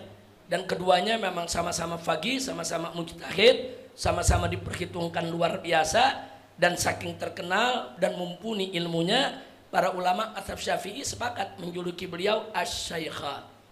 Berbeda kalau yang disebut syekh saja, qala syekh. Nah, kalau hanya syekh saja saudara, nanti ada begitu juga kalau disebut suyukh. Beda. Kalau disebut syekh saja saudara, nanti kita lihat ada penjelasan. Kita mulai dari suyukh dulu. Kalau syekh itu biasanya Imam Abu Zakaria Al-Ansari, ya kawan. Belum masuk di sini, habis ini. Ada lagi kalau disebut suyukh. Kalau asy-syaikhan dua syekh. Kalau disebut suyukh. Kalau disebut suyukh itu maksudnya Imam Rafi'i, Nawawi ditambah dengan Imam Subki. Ittafaqa alaihi suyukh. Berarti tiga ulama ini sepakat dalam pendapat tersebut, ya kawan. Nah, kemudian kalau disebut syarih,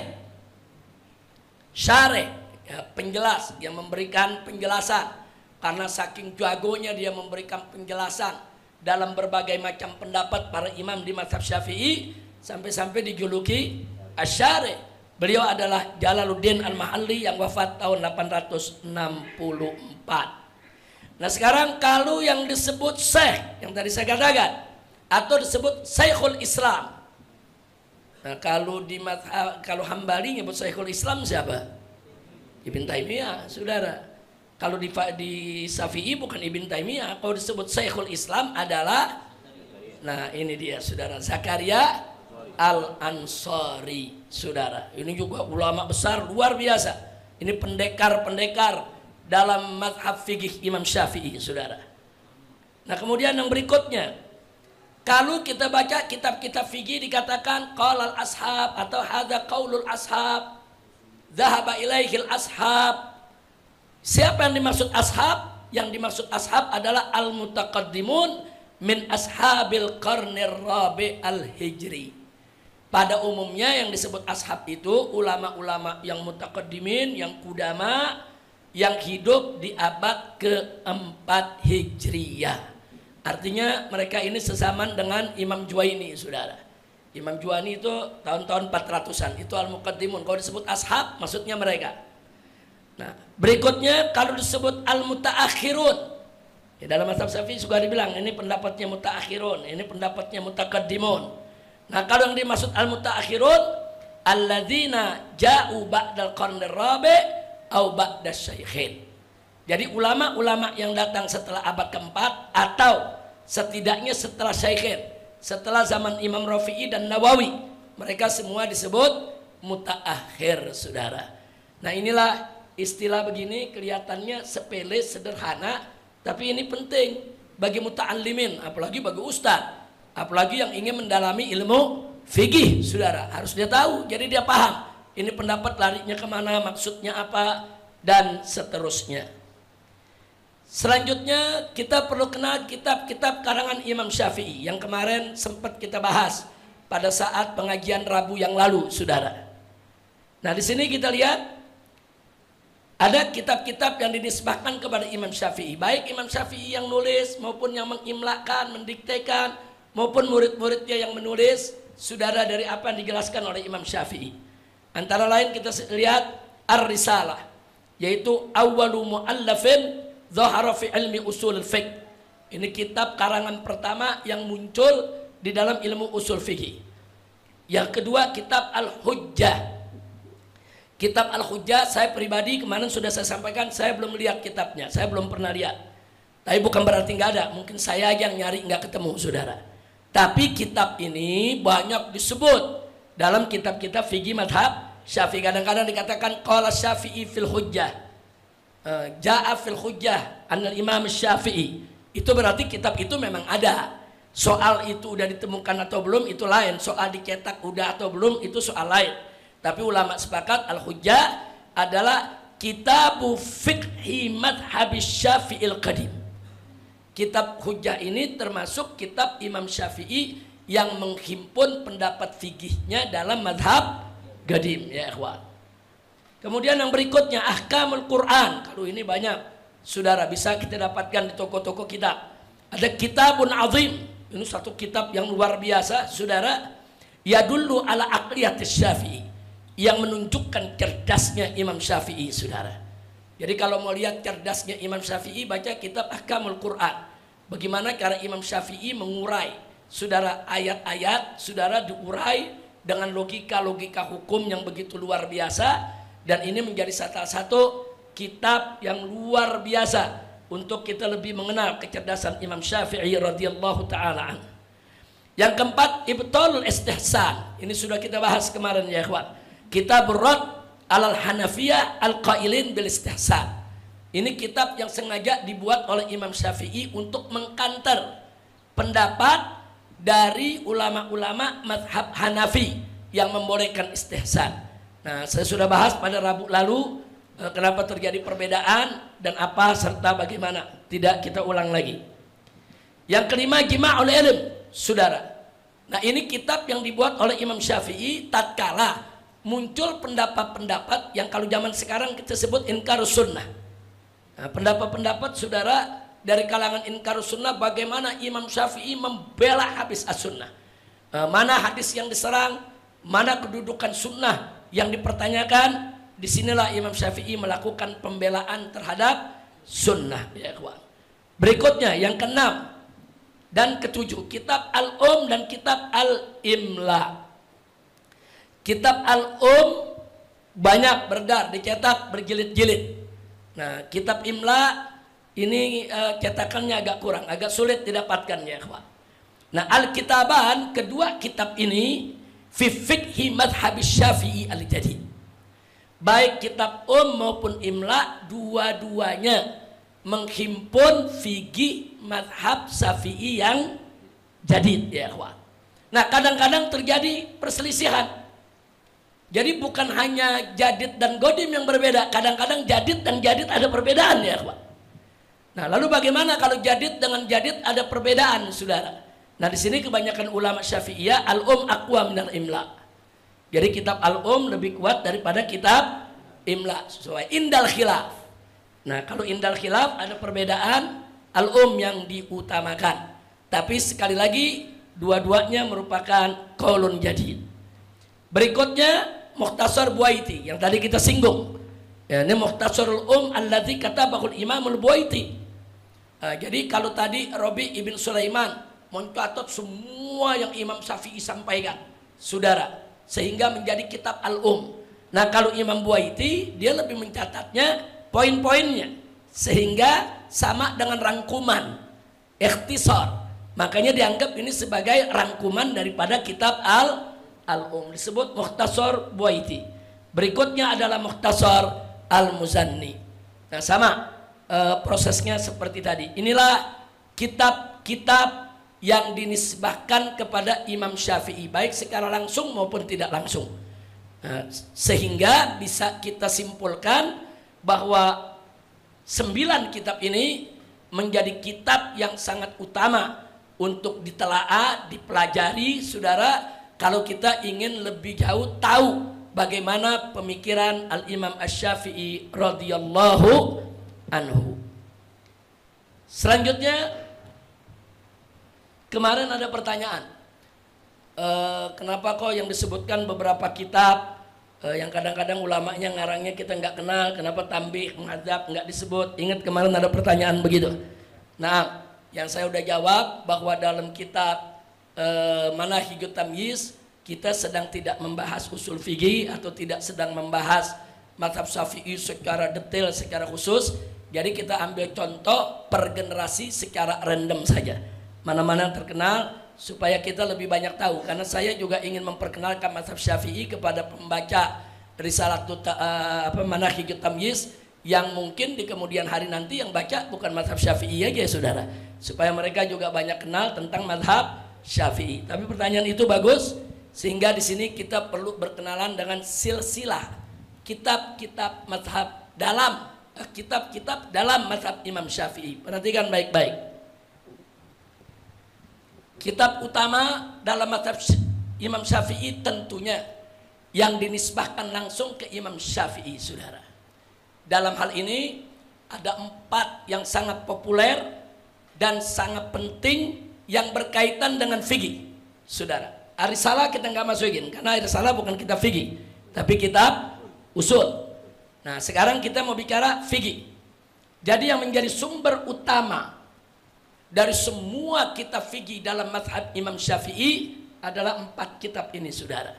Kitab Kitab Al-Imla, kitab Mukhtasar Imam Buaiti, dan kitab Mukhtasar Imam Muzanni. Ini 4 kitab utama. Nah, kemudian begitu datang zaman Imam Haramain Juwaini yang wafat tahun 478. Imam Juwaini dengan keilmuannya, kepiawaiannya, saudara, beliau mengkombinasikan 4 kitab tersebut. 4 kitab tersebut dikombinasikan, beliau baca, saudara, sedemikian rupa sampai akhirnya beliau rangkum dalam kitab yang berjilid-jilid, bukan 1-2 jilid, saudara, yaitu dalam kitab Nihayatul Matlab, atau disebut juga kitab An-Nihayah. Kalau disebut kitab An-Nihayah lil Imam, maksudnya ini kitab Nihayatul Matlab karangan Imam Juwaini, saudara. Nah, dan ini belum lama, ini baru sekitar 5 tahun dicetak ya, kawan. Nah, dulu waktu awal saya kuliah ini kitab tidak ada, belum ada yang cetak ya, kawan, karena masih makhtutot, masih diteliti, masih ditahqiq, tahqiqnya aja butuh waktu belasan tahun. Setelah ditahqiq oleh para ulama belasan tahun baru dicetak. Sekarang sudah ada di perpustakaan kita juga ada Nihayatul Matlab, saudara, kitab fikih karangan Imam Juwaini. Nah, kitab ini akhirnya menjadi rujukan bagi kitab-kitab fikih dalam mazhab Syafi'i yang lainnya. Nah, saking populernya kitab ini, datang Imam Ghazali, saudara. Sebelum Imam Ghazali datang, perlu diketahui Imam Juwaini ini kitab Nihayatul Matlab cukup banyak. Ada berapa, Hanif? 20 atau 22 jilid? Sekitar 20 jilidan. Darul Minhaj. Nah, Darul Minhaj sudah mencetak sekitar 20 jilid atau 21, 22, saya lupa jumlahnya, tapi nggak kurang dari 20 jilid ya, kawan. Nah, kitab ini, saudara, hatta pengarangnya juga merasakan terlalu besar, dan beliau ringkas dengan judul Mukhtasar Nihayah. Nah, cuman saya sendiri belum dapat nih mukhtasarnya. Kalau Nihayatul Matlabnya sudah dapat kita, ada kitabnya, saudara. Nah, tapi di beberapa kitab disebutkan bahwa Imam Juwaini meringkas kitabnya sendiri dengan judul Mukhtasarun Nihayah. Nah, kemudian datang zaman Imam Ghazali. Saudara, ternyata Imam Ghazali ini perlu kita ketahui, beliau saudara punya hubungan yang kuat dengan Imam Juwaini. Dan beliau ternyata yang melestarikan, mengembangkan ajaran daripada Imam Juwaini ini dalam bidang ilmu fikih, saudara. Makanya diringkaslah kitab daripada Imam Haramain Juwaini yang judulnya Nihayatul Matlab, diringkas oleh Imam Ghazali, saudara, dengan nama kitab Al-Basit. Nah, jadi Al-Basit nggak sampai 20 jilid, beberapa jilid. Nah, kemudian setelah itu Imam Ghazali ini orang ngerajin. Habis diringkas jadi Al-Basit, diringkas lagi Al-Basit oleh Imam Ghazali jadi Al-Wasit. Udah diringkas lagi, ringkesannya jadi kitab, ringkesannya jadi kitab lagi ya, kawan. Ini semua sudah dicetak, ada di toko-toko kitab. Kemudian Al-Wasit dirasakan masih tebal, diringkas lagi oleh Imam Ghazali, saudara, jadi Al-Wajiz. Nah, Al-Wajiz ini jadi Al-Wajiz, Al-Wasit, Al-Basit. Ini tiga-tiganya kitab fikih karangan Imam Ghazali yang merupakan rangkuman daripada kitab Nihayatul Matlab. Nihayatul Matlab sendiri merupakan kitab rangkuman dari 4 kitab, saudara. Dikombinasikan semua. Makanya saya sebut ini silsilah kitab nih. Ini kitab lahir dari kitab ini lahir dari kitab ini, saudara. Ternyata bukan manusia aja punya silsilah ya. Nah, kitab juga ada silsilahnya, saudara. Dari mana dia muncul? Terus kitab Al-Wajiz, saudara, oleh Imam Ghazali, saudara, nggak berhenti sampai situ. diringkas lagi jadi kitab Al-Khulasah. Nah, jadi kitab Khulasah ini sangat terkenal, tipis sekali kalau sudah ke Al-Khulasah, ya ikhwan. Nah, jadi ini semua turunannya. Nah, dari sini kita lihat, saudara, Al-Wajiz Imam Ghazali mendapat perhatian dari Imam Tajuddin Abdur Rahim yang wafat tahun 671 Hijriah. Oleh beliau kitab Al-Wajiz tadi, saudara, bahkan dalam satu keterangan dikatakan bukan Al-Wajiz, Al-Khulasahnya yang diringkas lagi, saudara, menjadi kitab Ta'jiz. Setelah diringkas jadi Ta'jiz oleh Syekh Tajuddin Abdul Karim ini, disarahkan lagi. Dia yang ringkas, dia yang sarahin, jadi tebal lagi, saudara.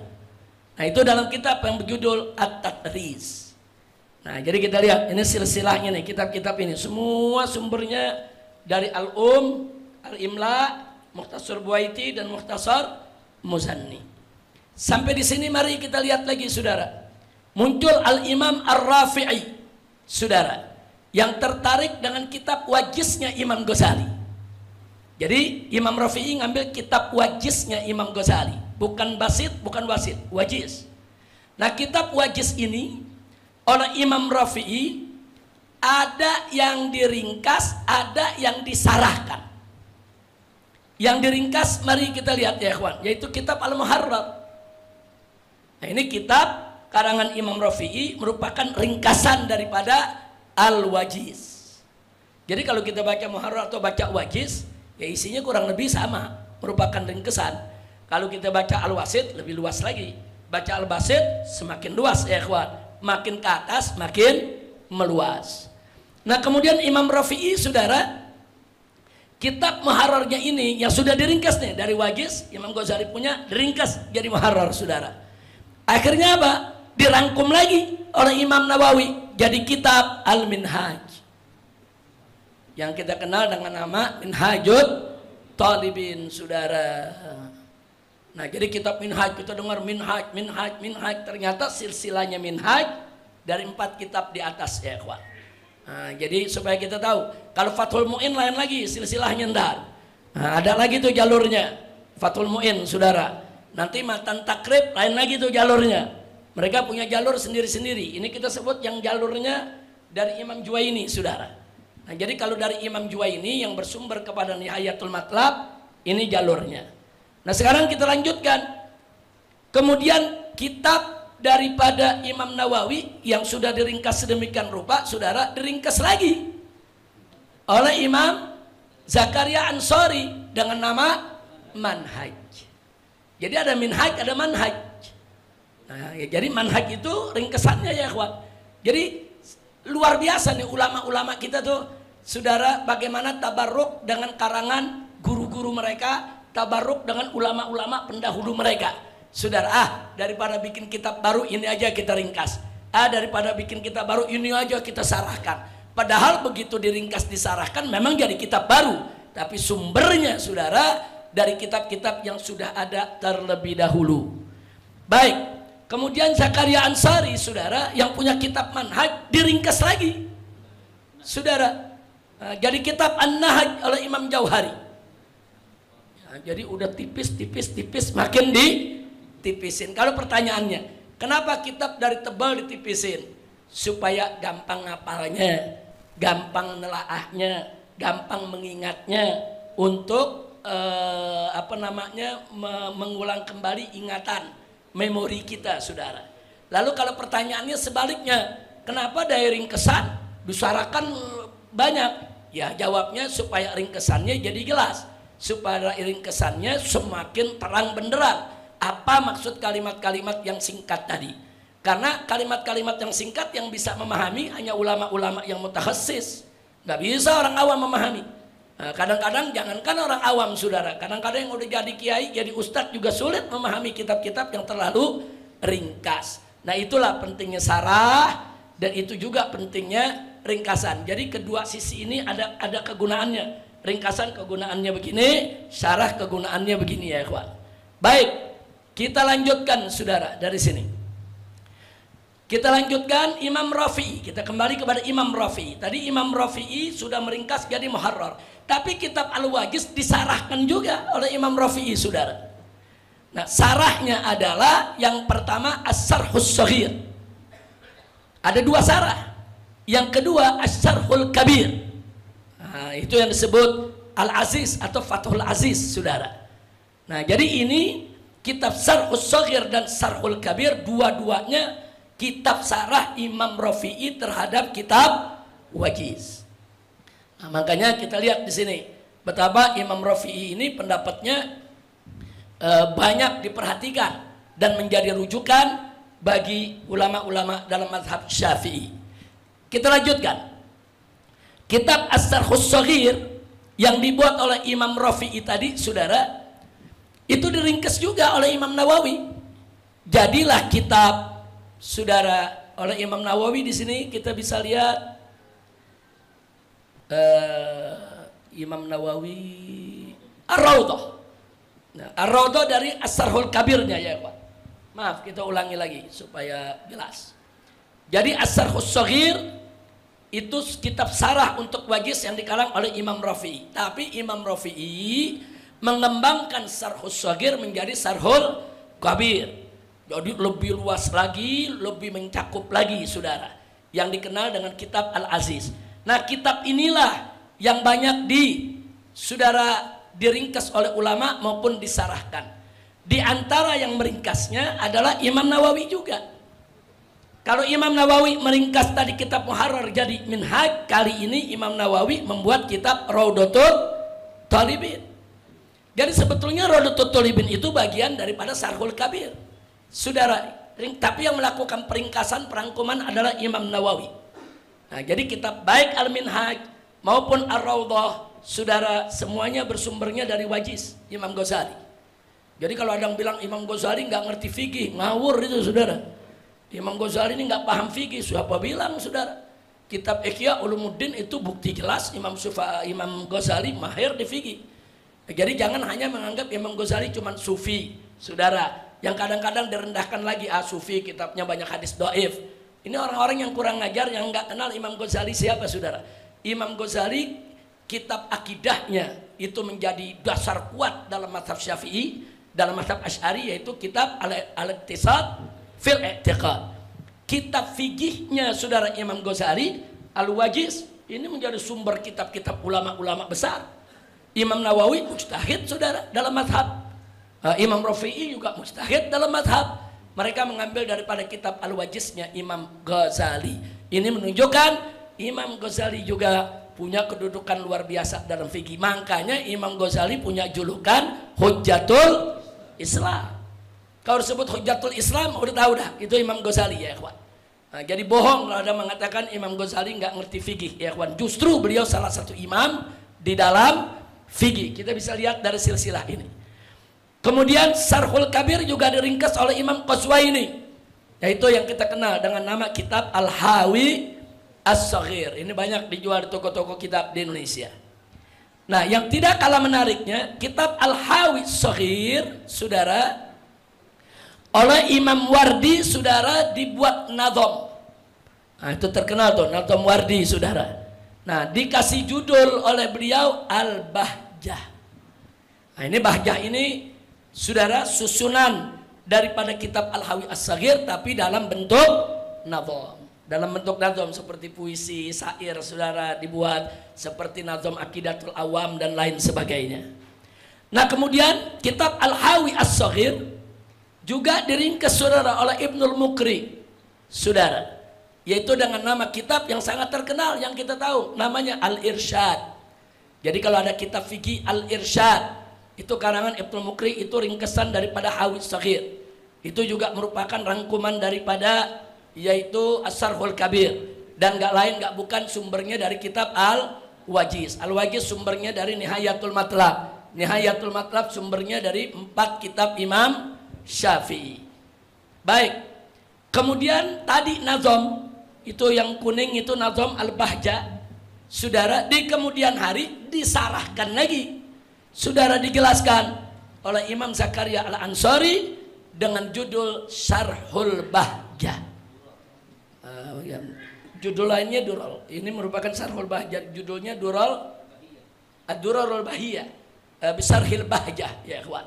Jadi ini terkenal bahwa Syarhul Bahjah itu karangan daripada Zakaria Al-Ansori yang merupakan sarah daripada Al-Bahjah. Nah, Al-Bahjah sendiri nazamnya diambil dari Al-Hawi. Al-Hawi diambil dari ujung-ujungnya ketemu keempat kitab karangan Imam Syafi'i. Baik, belum selesai ya ikhwan. Berikutnya Ar-Raudhah karangan Imam Nawawi, saudara, oleh Ibnul Mukri juga diringkas dari kitab Ar-Raud. Dari kitab Raudhah jadi Ar-Raud, ya ikhwan. Raudhah maksudnya Raudatul Thalibin. Kayak tadi Al-Minhaj Minhatul Thalibin, kalau Manhaj Manhajut Thullab dan seterusnya ya ikhwan. Kemudian dari kitab Ibnul Mukri yang disebut Raud tadi disarahkan lagi-lagi oleh Imam Zakaria Al-Ansari dalam kitab Al-Asna, itu Asnal Matalib.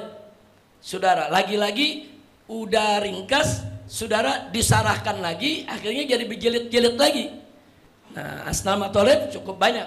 Nah, inilah saudara kita lihat silsilah yang ada. Berikutnya, belum selesai sampai di sini kitab Raudhah dari Imam Nawawi, saudara.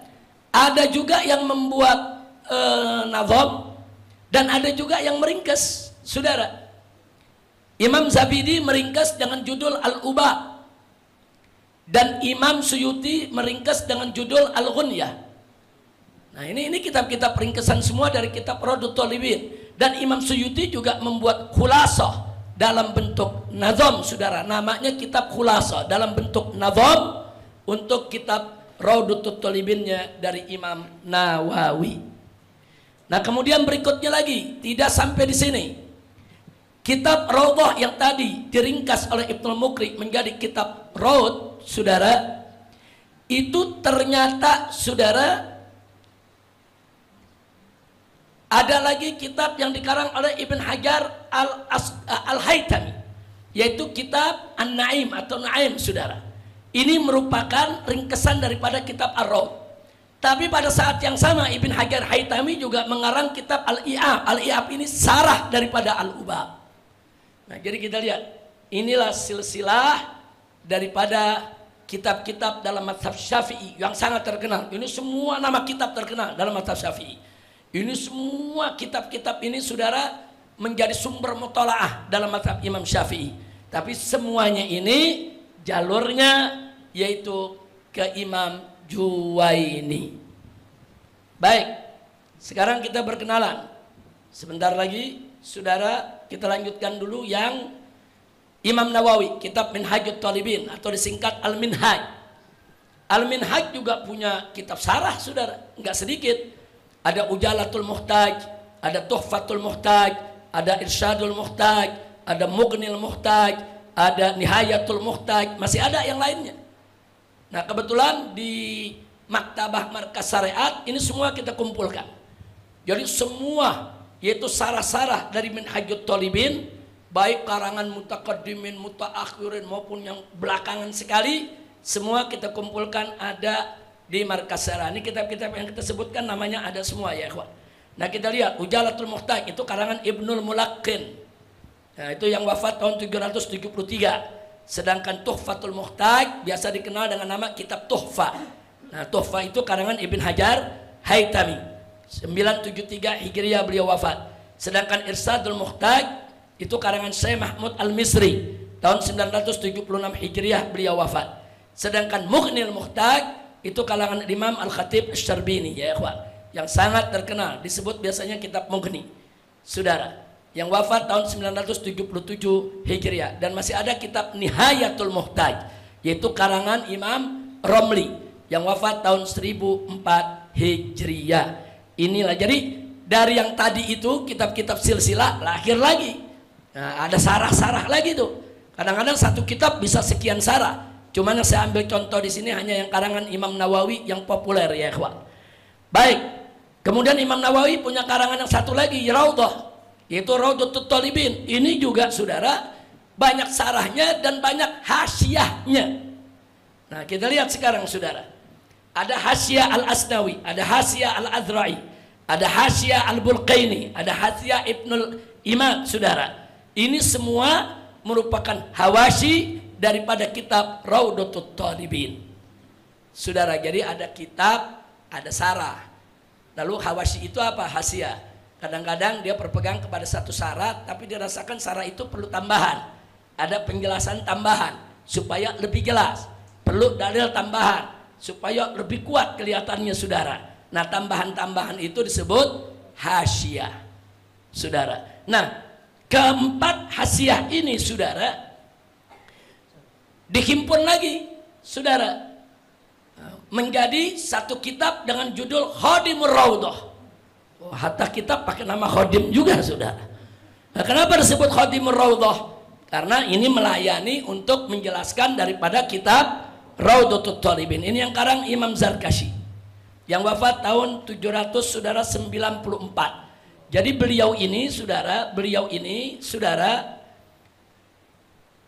pada saat hidupnya beliau kumpulkan semua apa-apa yang berkenaan dengan kitab Raudhatut Thalibin. Sebelum beliau wafat, beliau sempat mendapatkan daripada kitab-kitab yang kita sebutkan tadi. Walaupun saat beliau mengarang ini, ada sebagian yang beliau himpun tersebut, mu'alifnya masih hidup. Seperti kita lihat, beliau wafat tahun 794. Nah, itu Hasyiah Bulqaini dengan Hasyiah Ibnu Ibad, wafatnya 805-808. Berarti pada saat beliau wafat ini, Imam Zakarsi, saudara, pengarang daripada Hasyiah masih hidup. Nah, jadi ada beberapa yang dikumpulkan itu kitab, baik dari yang sudah meninggal dunia maupun masih hidup di zaman beliau kumpulkan jadi kitab Khadimur Raudhah. Alhamdulillah. Baik, saya cukupkan sampai di sini. Nanti kita akan berkenalan dengan Al-Kutubul Khamsah Asy-Syafi'iyah. Ini baru kita masuk. Ada Mukhtasar Muzanni, Muhadzab, Tambih, Wasit, Wajiz. Ternyata kalau disebut 5 kitab Syafi'i. Jadi antum perlu ingat, kalau ada istilah Al-Kutubul Khamsah, kita kalau ada istilah Al-Kutubus Sittah, dalam hadis kita udah paham, Bukhari, Muslim, dan seterusnya. Tapi kalau ada istilah Al-Kutubul Khamsah As-Syafi'iyah, yang dimaksud ini, yang dimaksud Mukhtasar Muzanni, kitab Muhadzab, Tambih, Wasit, dan Wajiz. Adapun Mukhtasar Muzanni tadi sudah kita jelaskan, karangan Imam Muzanni. Sedangkan Muhadzab dan Tanbih, dua-duanya karangan Imam Syirazi, ya ikhwan. Nah, jadi Imam Syirazi ini termasuk Gudama. Beliau wafat tahun 476 Hijriah. Nah, tapi kitab ini, kitab yang beliau karang ini, saudara, Muhadzab dan Tanbih, nggak ada kaitan dengan Nihayatul Matlab. Jangan lupa, Nihayatul Matlab Imamul Haramain tadi nggak ada kaitan, saudara. Coba kita lihat lagi tadi Imamul Haramain. Imamul Haramain tadi tahun berapa wafat? 478. Imam Haramain wafat tahun 478. Nah, sekarang kita lihat, saudara, Imam Syirazi 476. Jadi silsilah kitab Muhadzab dan Tanbih tidak melalui kitab Imam Haramain, tidak melalui kitab Nihayatul Matlab. Makanya tadi saya katakan, ini jalurnya lain. Makanya nanti sanad ilmunya juga lain ya ikhwan, ke bawah. Jadi ada sanadnya ke Imam Juwaini lewat Imam Ghazali, ada sanad ilmunya beda lagi, tidak lewat Imam Ghazali dan tidak lewat Imam Juwaini. Makanya saya bilang ini jalur lain. Nah, di antara jalur lain ini Muhadzab sama Tanbih, saudara. Nah, Muhadzab ini dengan Tanbih. Nah, kitab Tanbih disarahkan menjadi kitab tahrir. Kitab Muhadzab disarahkan jadi kitab Al-Bayan, kitab Sarhul Muhadzab, dan kitab Al-Majmu'. Nah, kitab Al-Bayan kita lihat di sini, saudara, karangan Imam Amrani. Sarhul Muhadzab, nah, ini karangan Syekh Ismail Al-Hadrami. Nah, sedangkan Imam Nawawi karangannya Al-Majmu' dan Tahrir. Imam Nawawi ini menarik. Dari jalur Nihayatul Matlab ada sanadnya, ke jalur daripada Imam Syirazi juga beliau ada sanadnya ya ikhwan. Nah, jadi Imam Nawawi ini di jalur kedua jalur, saudara, beliau punya kitab dan kitabnya mu'tamad, saudara. Nah, untuk Imam Nawawi mensarahkan kitab Muhadzab dikasih judul Al-Majmu' Sarhul Muhadzab. Beda tuh dengan yang kedua. Yang kedua hanya Sarhul Muhadzab judulnya. Nah, sementara Tanbih, saudara, disarahkan oleh Imam Nawawi dengan nama kitab At-Tahrir. Nah, jadi ini semua inilah jalur daripada kitab Imam Syirazi, saudara. Kalau tadi jalurnya Imam Juwaini, kali ini jalurnya Imam Syirazi. Nah, sekarang khusus untuk kitab Majmu'-nya Imam Nawawi, yaitu kitab Al-Majmu', saudara. Perlu dicatat. Pertama, Imam Nawawi mengarang kitab Al-Majmu' tidak selesai. Jadi yang dikarang Imam Nawawi bukan dari awal bab sampai akhir kitab. Enggak, Imam Nawawi enggak sempat menyelesaikan. Imam Nawawi hanya menulis dari awal sampai babur riba. Begitu sampai kitabur riba, Imam Nawawi tidak melanjutkan, ya ikhwan. Nah, ini untuk kitab Al-Majmu'. Nah, kemudian saudara, Zadahu Taqiyuddin As-Subki, Imam Subki melanjutkan sarahnya Imam Nawawi. Jadi yang melanjutkan bukan sembarang orang, imam juga, saudara, mujtahid juga.